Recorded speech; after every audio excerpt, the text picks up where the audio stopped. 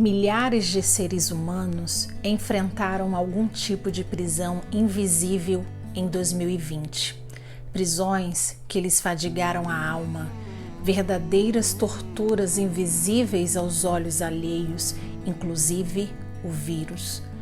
Cada um precisou se submeter aos impactos desse ano, que trouxe algo mais além do previsível. As crônicas deste volume relatam, de certa forma, como cada escritor bateu suas asas para aliviar o sufocamento em meio à crise pandêmica mundial. Oi, gente! Hoje estou aqui para apresentar para vocês esta coletânea de crônicas organizada pelo produtor cultural acreano Valdeci Duarte. 2020 e a prisão invisível. Aqui, neste livro, nós vamos encontrar 37 crônicas produzidas por escritores e escritoras localizados em diversas partes do Brasil e do mundo. Nós vamos ter crônicas de Angola, Brasil, Colômbia e Portugal. Esta é a segunda produção organizada pelo Valdeci Duarte nestes períodos pandêmicos. A primeira foi esta aqui, Poesia Não Rima com Pandemia. Eu vou deixar aqui nos cards um vídeo que eu gravei no ano passado, em que eu leio um poema que foi escrito pela Mazé Oliver. Confiram aí, tá? Vou deixar aqui para vocês. O prefácio do livro foi escrito pela Ninfa Parreiras. Ela diz o seguinte: pensar os tempos de quarentena é dar voz aos silêncios presos no distanciamento social. O minúsculo vírus invisível se transformou em personagem principal de nossas vidas. Habita sonhos, pesadelos, apartamentos, casas, quintais e os belos textos desta coletânea. Quando eu recebi este livro na minha casa, eu fiquei muito impactada com a capa.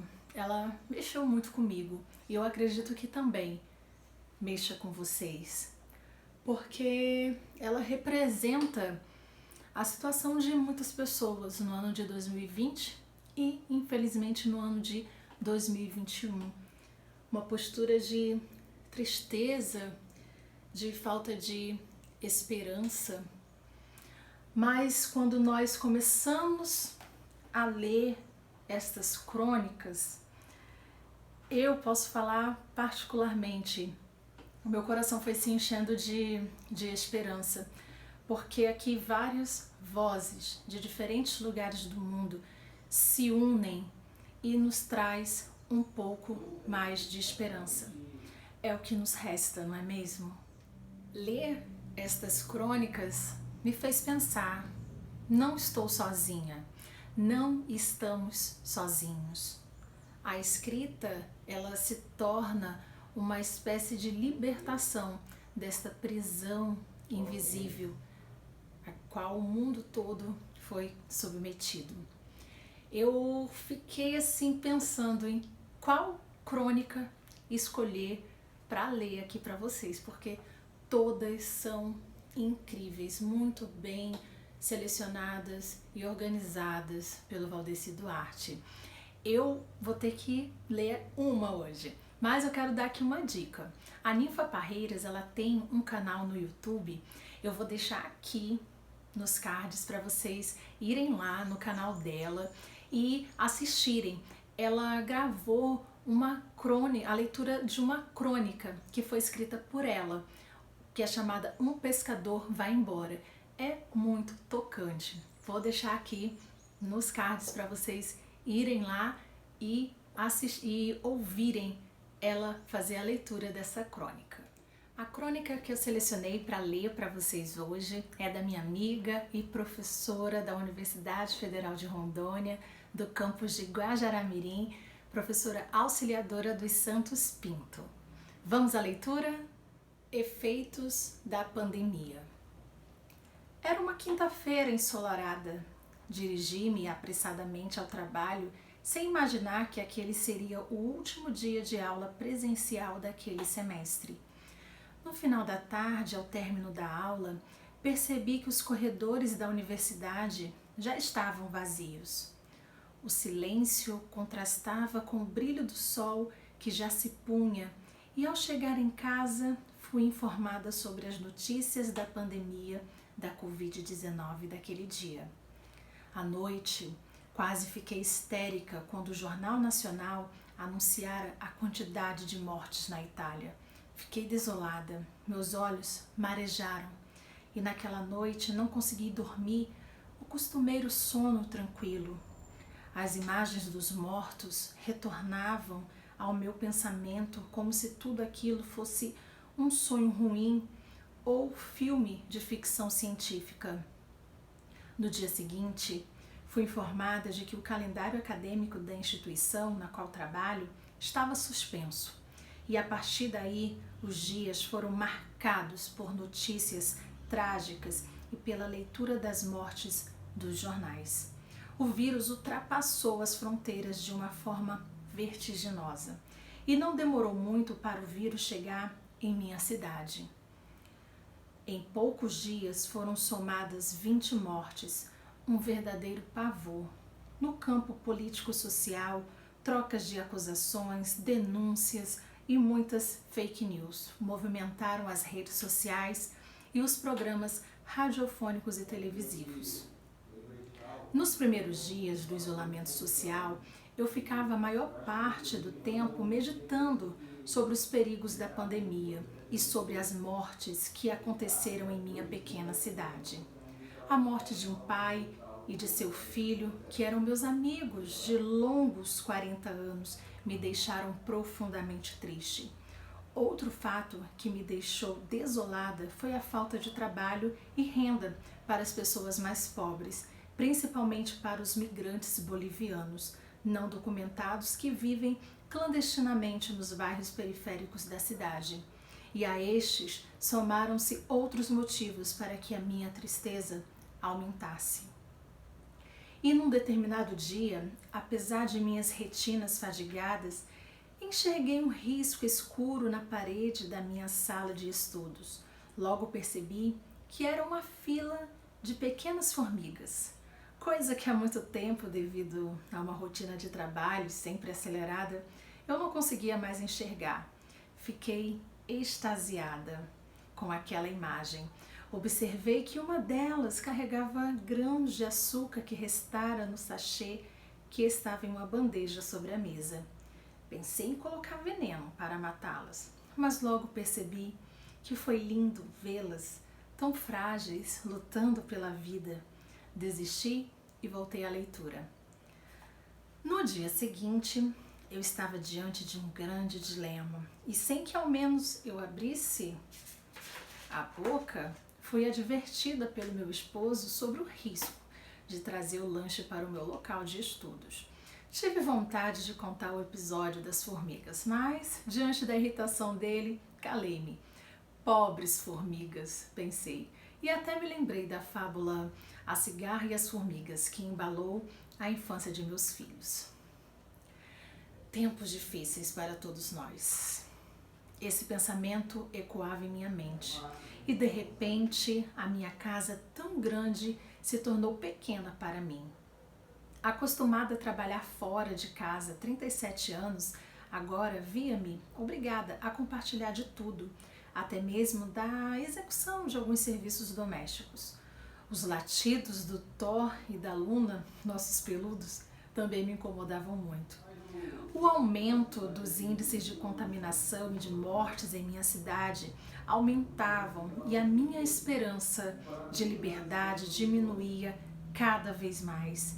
Substituí o costumeiro e delicioso café por chás, os noticiários trágicos e sensacionalistas por leituras e audição de músicas, as visitas diárias à casa da querida mãezinha por ligações telefônicas.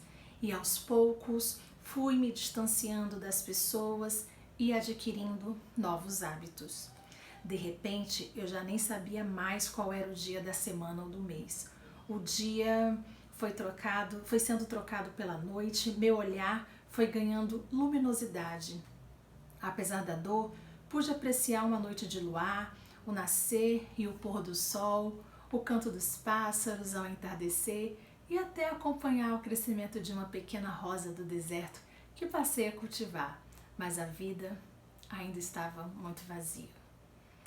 Tive a feliz ideia de ouvir músicas e escolhi um dos meus cantores preferidos, o Zé Ramalho. E já na segunda canção, os meus olhos alagaram. Ele cantava a canção O Que É, de autoria de Gonzaguinha. O restante do dia transcorreu cheio de esperança e de certeza da efemeridade da vida. E acho que remocei. Recuperei não só a vontade de viver, mas de viver muito melhor do que viver até então. O sol já estava descambando atrás da mata, mas a vontade de passear pelas ruas da cidade invadiu meu coração. Impossibilitada de sair às ruas, viajei no tempo da minha memória. Senti-me presa.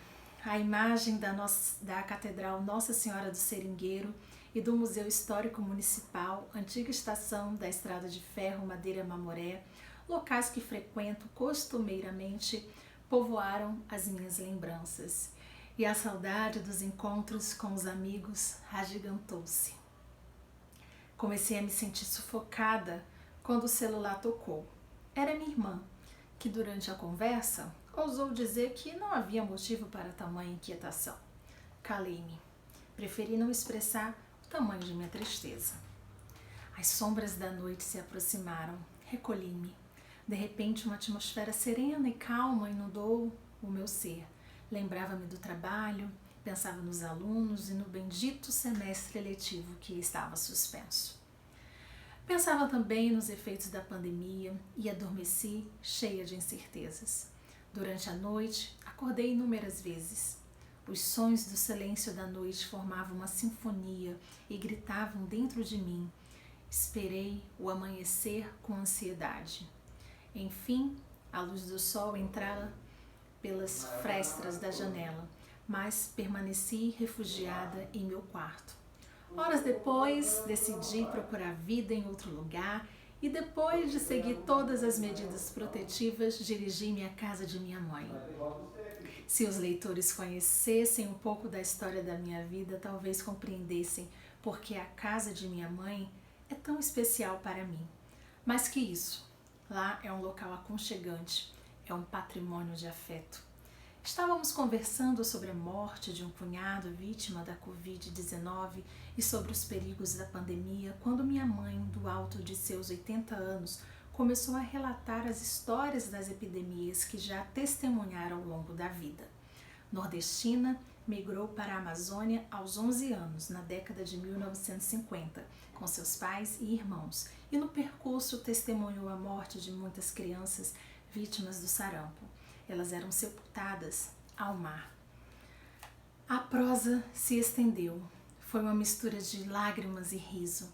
E com sabedoria encerramos a conversa explicando que os tempos mudaram, mas que as doenças vão se manifestando de outras formas. A pandemia gera tristeza e melancolia, lágrimas e mudanças no dia a dia. Depois da pandemia, tudo ficou deserto. Tudo ficou incerto. Sigamos.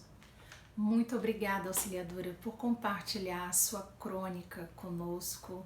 Muito obrigada por você utilizar a escrita como forma de libertação. Muito tocante, profunda e cheia de afeto a sua crônica. Quero manifestar a minha solidariedade, os meus sentimentos a todas as pessoas que perderam entes queridos, amigos, pessoas queridas, vítimas da Covid-19. Se você ficou interessado em conhecer as outras crônicas ou ficou interessado em conhecer também esta publicação, eu vou deixar aqui na descrição o contato do Valdeci Duarte para vocês entrarem em contato com ele, certo? Então, gente, muito obrigada por vocês estarem aí me acompanhando. Muito obrigada mesmo. Espero que vocês tenham gostado deste vídeo que preparei com todo carinho para vocês. Um beijo e até o próximo vídeo.